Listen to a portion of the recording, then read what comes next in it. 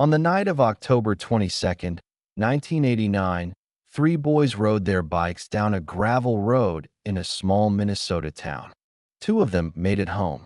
One of them was never seen alive again. No witnesses, no evidence, no answers. For 27 years. What happened on that road didn't just destroy one family.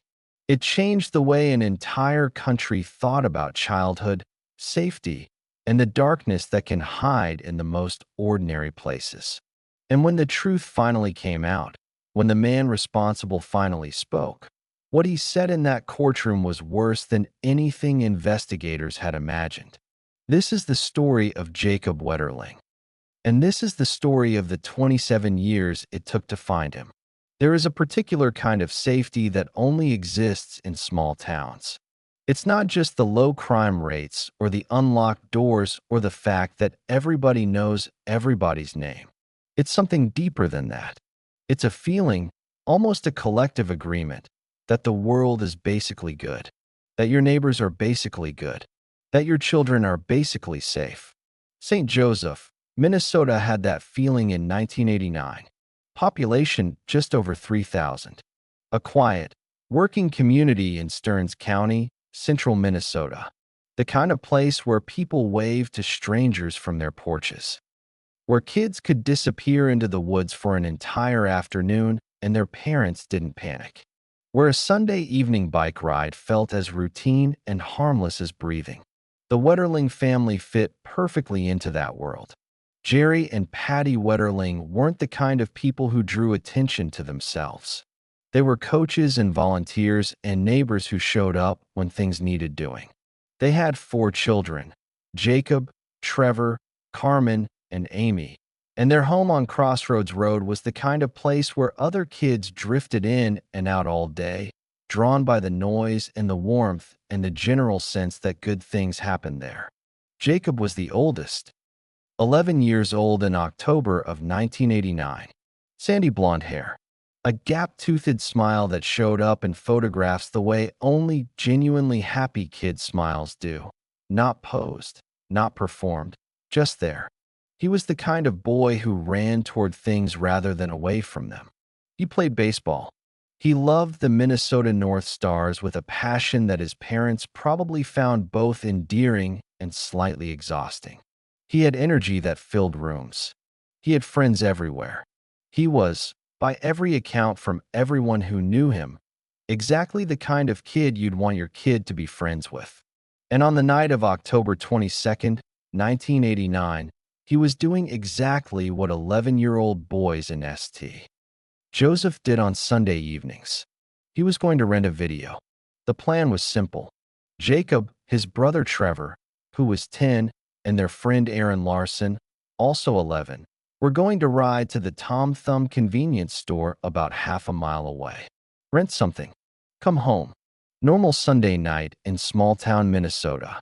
Their father Jerry drove them partway, dropping them off near the store. It was close. It was familiar territory. This was exactly the kind of errand that nobody in St. Joseph thought twice about. This was the kind of town where that was fine. The boys went in. They browsed the video section the way kids do, with the specific and entirely serious energy of people making an important decision. They picked something. They paid. They headed back out into the October evening, the dark coming in faster now, the cold, that particular Minnesota cold that smells like frozen earth and approaching winter. They got on their bikes. They started riding home. They were 3 boys on a gravel road with a rented video and nowhere particular to be.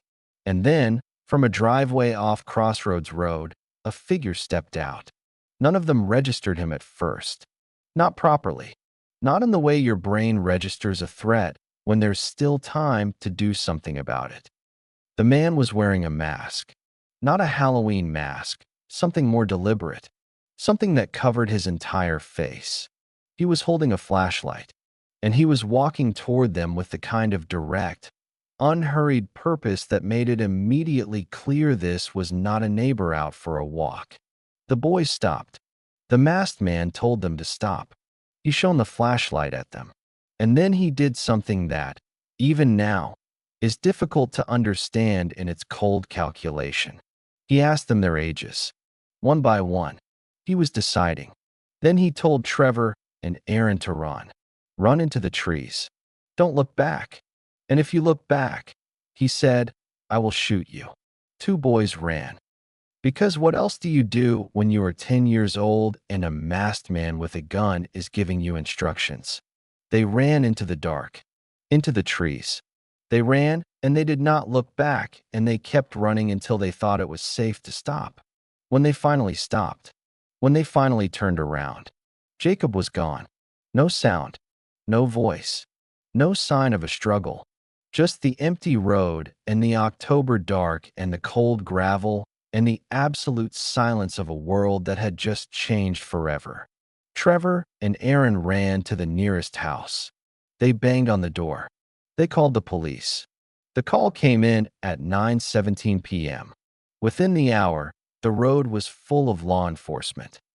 Jerry and Patty Wetterling received the news in the way no parent should ever receive any news at all.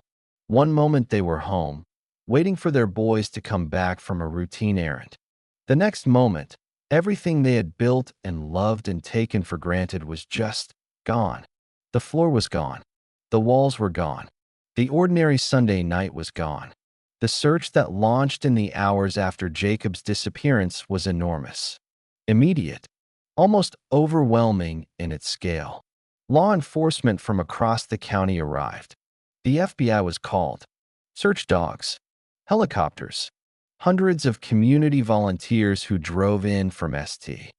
Joseph and the surrounding towns, people who barely knew the Wetterlings but who showed up anyway because that's what you do.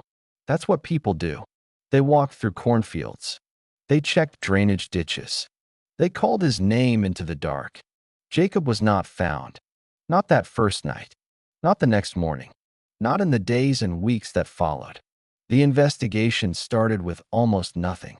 The two boys, Trevor and Aaron, were traumatized and had been running in the opposite direction when Jacob was taken. Their descriptions of the masked man were consistent but limited. Medium build, dark clothing, between 5'9" and 6 feet tall, a mask that covered his entire face. No physical evidence at the scene. No tire tracks that led anywhere useful. No witnesses beyond the two boys. The man had stepped out of a driveway and vanished back into the night with Jacob and left nothing behind. Nothing. The FBI assigned agents to the case. The National Center for Missing and Exploited Children got involved. Jacob's photograph went out across the country, on milk cartons, on posters, on the evening news. America learned his name. America watched his parents stand in front of cameras and plead for information and beg whoever took their son to bring him back. America waited for news that never came. In the absence of answers, Patty Wetterling did something remarkable. She didn't disappear. She didn't retreat into grief, though God knows she had every right to. Instead, she transformed. She became something she had never planned to be, an advocate, a voice, a force. She started speaking publicly about the inadequacy of systems designed to protect children, about the fact that there was no national registry of sex offenders, about the fact that predators could move from community to community and nobody could track them, about the fact that parents had no way of knowing whether the person who had just moved in down the street had a history of harming children. She said, "If something good can come from this, let it come." That is an extraordinary thing to be able to say. Most people would not have been able to say it. But Patty Wetterling said it. And she meant it. And she got to work. Meanwhile, the investigation continued. Tips flooded in. Hundreds of them. Eventually thousands. Every single tip was followed up on. Every single lead was investigated. There were persons of interest. There were interviews. There were searches. Every single one went nowhere. As the weeks became months and the months became years, the investigation settled into the particular frustrating rhythm of a case with no physical evidence, and no reliable witnesses. It became what investigators call a stone-cold case, not because anyone stopped working, but because there was simply nothing concrete to work with. The man in the mask had been careful. He had been deliberate. He had done this before, and he knew how not to leave traces. That last part, he had done this before, would become important later. By the late 1990s, Jacob had been missing for nearly a decade. Patty had helped push through historic legislation, the Jacob Wetterling Crimes Against Children and Sexually Violent Offender Registration Act, signed into law in 1994, which created the first federal framework for a national sex offender registry. This law would eventually evolve into the registry system that every American parent relies on today. Jacob's name was protecting children across the country. Jacob himself was still missing. The investigation never officially closed. The FBI maintained a file. Local law enforcement in Stearns County continued to take tips, continued to follow up on new information whenever it surfaced. But the years were passing and the evidence wasn't growing. And somewhere, in that same county, in that same community, the man who had taken Jacob from that road was living his life. He was going to work. He was buying groceries. He was watching the news coverage. He knew about the search. He knew about the legislation named after Jacob. He knew about Patty Wetterling's advocacy. He knew exactly where Jacob was. And he said nothing. His name was Danny Heinrich. Heinrich had been born in 1954 and had lived most of his life in Stearns County, Minnesota. He was, in every outward respect, an ordinary man. He kept to himself. He had jobs. He had neighbors who barely registered his existence. He was the kind of person who occupies space in a community without really being part of it. He had come to investigators' attention early. In the first sweeping interviews that followed Jacob's disappearance, Heinrich was among the people looked at. He lived in the area. He had no solid alibi for the night of October 22nd. He was looked at and, for reasons that investigators would later struggle to fully explain, he was cleared. It was a decision that haunted the investigation. Because here is what investigators did not fully appreciate in those early weeks. Danny Heinrich had done this before. In 1987, 2 full years before Jacob Wetterling disappeared, a 12-year-old boy named Jared Skierl had been abducted from the town of Cold Spring, Minnesota. Cold Spring was 12 miles from St. Joseph. Jared had been grabbed, assaulted, and then released. He survived. He gave a description of his attacker. The description was consistent with the description from the Wetterling case. The geography was close. The method was similar. The mask, the deliberate control, the calculated targeting of a child alone or nearly alone. But in 1989, the tools to conclusively connect those dots didn't exist. There was no DNA database. There was no way to run trace evidence against a population of suspects in the way that is now routine. The cases were investigated separately. The connection was noted but never proven. Heinrich slipped through. The world, fortunately, did not stay the same. By the mid-2000s, DNA analysis had transformed criminal investigation in ways that would have seemed like science fiction in 1989. Cold case units across the country were revisiting old evidence with new technology, reopening cases that had seemed permanently sealed. Federal investigators began taking another serious look at Danny Heinrich. They looked at his history. They looked at the Skierl case with fresh eyes. They looked at inconsistencies in his earlier statements. They built a picture, piece by piece, that was more troubling with every layer. And then they waited for the right moment to move. That moment came in 2015. In September of 2015, FBI agents executed a search warrant on Danny Heinrich's home. It was not, on the surface, directly related to the Wetterling case. The warrant was related to a separate investigation. What they found inside was deeply disturbing. Among other things, investigators discovered a substantial collection of child pornography, thousands of images stored on electronic devices. This alone was a serious federal crime. Heinrich was arrested. He was charged. He was looking at significant prison time. But investigators were after something larger. The child pornography charges gave prosecutors enormous leverage. Heinrich's attorney knew it. Heinrich knew it. The federal system is unambiguous about sentences for offenses involving child exploitation material. Heinrich was facing years, potentially decades, behind bars. Negotiations began. What happened over the next several months, in conference rooms and legal discussions between federal prosecutors and Heinrich's defense team, would eventually produce something that nobody had dared to fully hope for. Danny Heinrich agreed to tell the truth.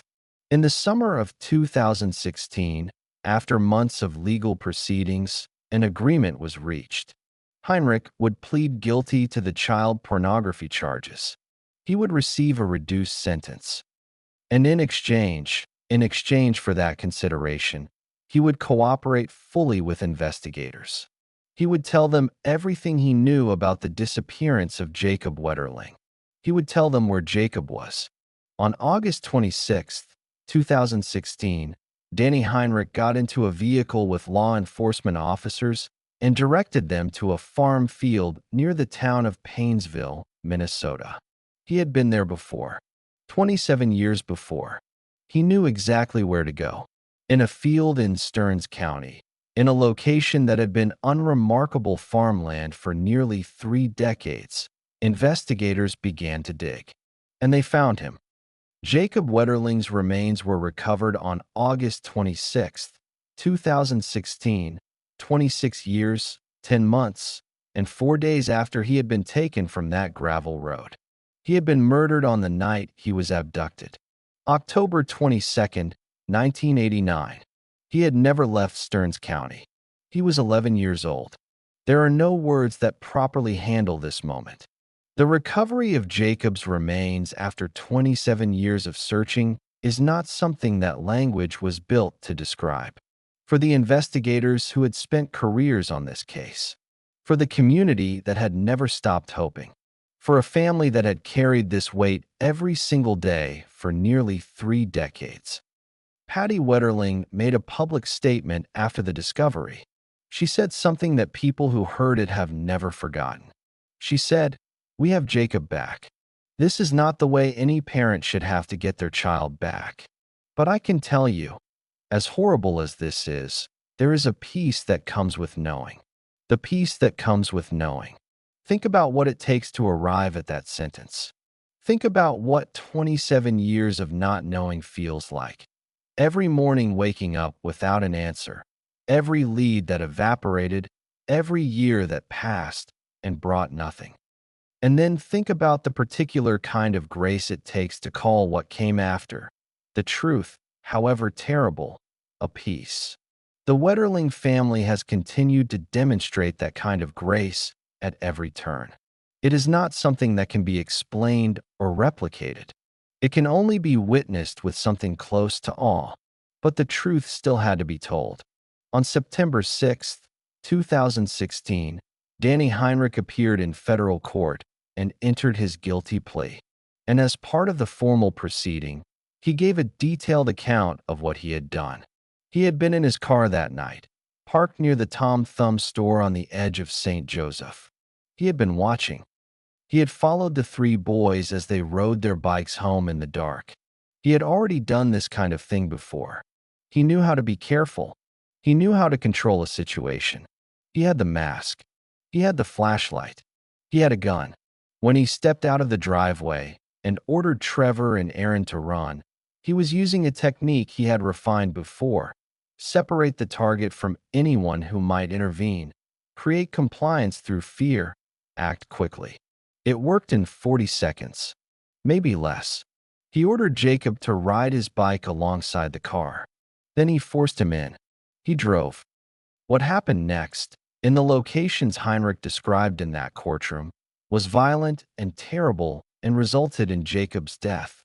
The specific details have been reported in press accounts of the court proceedings and are a matter of public record, but this is not the appropriate place to dwell on them. What matters, what must be said, is that Jacob suffered and that he died, and that it happened on the night he was taken. Heinrich then drove to that farm field near Painesville. He buried Jacob there, and then he drove away and went back to his life. His normal, quiet, unremarkable life in Stearns County, Minnesota. Jerry Wetterling was in that courtroom. He sat in the gallery and he listened to every word Heinrich said. There is a photograph taken outside the courthouse that day. Jerry Wetterling, gray-haired, composed, walking out into the September light. It is one of the most devastating photographs you will ever see. Not because he looks broken, but because he doesn't. Heinrich also admitted, in that same courtroom, to the 1987 abduction and assault of Jared Skierl. The case that should have flagged him. The case that, had the investigative tools existed in 1989, might have identified him before Jacob's disappearance. Jared Skierl, now an adult, had lived for nearly 30 years knowing that his attacker was out there somewhere and had almost certainly gone on to hurt others. He found out in 2016 that his instinct had been right. Danny Heinrich was sentenced to 20 years in federal prison on the child pornography charges. He will be in his mid-70s when he becomes eligible for release. He was not charged with Jacob's murder. The legal and procedural reasons for this are complicated, involving statute of limitations questions and the structure of the plea agreement, and they are legitimately frustrating to many people, including members of the Wetterling family. The idea that a man who murdered an 11-year-old boy would serve his sentence on possession charges rather than murder charges feels, to a lot of people, like an incomplete form of justice. That feeling is valid. It is understandable. It does not go away easily. Jacob Wetterling was buried in St. Joseph in September 2016. His family held a private service. The town came out, quietly, respectfully, to say goodbye to a boy they had searched for and mourned and remembered for the better part of 3 decades. There were ribbons. There were photographs. There were the kinds of silences that hold more than words can. He came home, not the way anyone wanted him to come home, but home. The legacy of Jacob Wetterling runs deeper than almost any single case in the history of American child safety advocacy. The Jacob Wetterling Crimes Against Children and Sexually Violent Offender Registration Act of 1994 required states to establish registries of convicted sex offenders for the first time. It was expanded by Megan's Law in 1996, which required states to make registry information publicly available. It was further strengthened by the Adam Walsh Child Protection and Safety Act in 2006, which created a national database and set minimum standards for all 50 states. Every American parent who has ever searched a sex offender registry before letting their child play in a neighborhood owes that ability to Jacob Wetterling, owes it to Patty Wetterling, who refused to let the worst thing that ever happened to her family be only a tragedy, who insisted it mean something, who got up every single day for 27 years and kept fighting for other people's children even while searching for her own. That is not consolation for what was lost. It is not justice in the complete sense of that word. Nothing can be, but it is something real. It is something that has protected real children. It is a legacy that Jacob carries forward even now, even after his death, even through the terrible terms of how the truth was finally discovered. Patty Wetterling, in an interview after Heinrich's sentencing, was asked whether she had forgiven him. She paused for a long time before answering. She said she was working on it. Not for his sake, she said, but because carrying that kind of hatred costs you something. Because you have to choose what you're going to carry. She has continued her advocacy work in the years since. She has spoken at conferences. She has pushed for stronger protections, better resources for families of the missing, more funding for cold case investigation. She has met with other families who are living through what her family lived through, the not knowing, the searching, the years that pass without answers. And she has sat with them and told them what she knows. She knows, among other things, that answers are possible, that the truth has a way of surfacing, even when it seems permanently buried, that the systems built in Jacob's name have made it harder for people like Danny Heinrich to hide. That is not a happy ending. There is no happy ending to this story, but there is a thread, thin and painful and real, that runs from a gravel road in St. Joseph, Minnesota in October of 1989, through 27 years of searching, through a field in Painesville where a family got their son back, through a federal courtroom where the truth was finally spoken aloud, and out into a country that is a measurable, documentable amount safer for its children because of what one family refused to let be only a loss. Jacob Wetterling was 11 years old on October 22, 1989. He was on his way home. He had a rented video and a bike and the easy confidence of a kid who had never had reason to be afraid of Sunday nights in his own neighborhood. He never made it home, but his name has been making a difference for 30 years. His face, which appeared on posters and milk cartons and news broadcasts across a country that learned to know him, became the face of a movement that changed the laws protecting every child in America. On a stretch of gravel road outside St. Joseph, there is a small memorial, a marker, a reminder of what was taken there and what grew in the shadow of that loss. And somewhere right now, in cities and suburbs and small towns across America, a parent is checking a registry before their child goes out to play. They may not know why that registry exists. They may not know whose name it carries, but they know his now. Jacob Wetterling. Remember it.